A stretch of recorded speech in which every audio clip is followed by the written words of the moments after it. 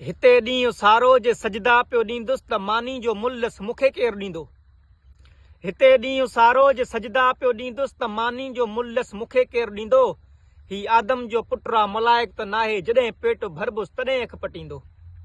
ए जन्नत जा मालिक के दोज़ख जा वारिस से मुसले जे कुल्हियां मूंखे कुहण वारा। ही हर रोज़ मिसकीन हेॾां मरनि था, उन लाइ अवां वटि न आयत इशारा।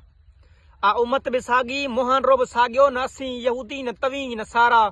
नबी जी निशानी बि ॿिन्ही में ॿुधां पियो, ॿुधाए पोइ केरु पेट सां पथर ॿधंदो। हिते ॾींहुं सारो जे सजदा पियो ॾींदुसि त मानी जो मुल्लस मूंखे केरु ॾींदो। ही आदम जो पुटु आहे मलाइक त नाहे, जॾहिं पेट भरबुसि तॾहिं अखि पटींदो। वेही लाल कुर्सी ते कलमा लिखो पिया, वेही लाल कुर्सी ते कलमा लिखो पिया। छा ईमान जो अघु अवां वटि इहो आहे, गुनाह जे नाले में सच खे पिया घाणियो, अवां जी ॻीची में वॾो घटि इहो आहे। भले कंहिंजी न्याणी पई नीलाम थिए, पर अवां दीन दारुनि जो दूधट इहो आहे। इजो मुंहं गेजे था के मंसूर जागन, त ॿुधाए काज़ी केतिरनि जा सिर वढींदो। हिते ॾींहुं सारो जे सजदा पियो ॾींदुसि त मानी जो मुल्लस मूंखे केरु ॾींदो।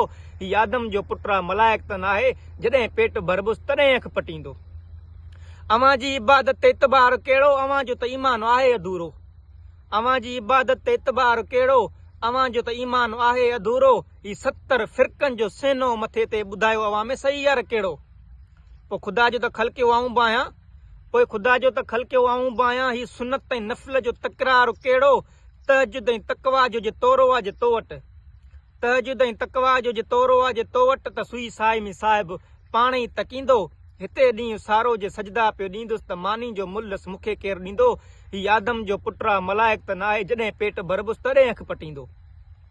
वॾे सॼी वाइज़ वॾी बांग वरते, वॾे सॼी वाइज़ वॾी बांग वरते, वरनाइण लाइ तो वटि वॾो वातो आहे।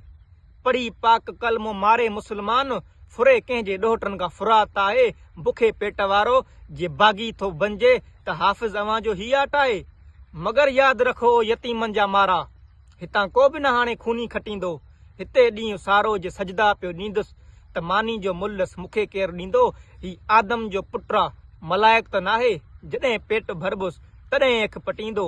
जॾहिं पेट भरबुसि तॾहिं अखि पटींदो।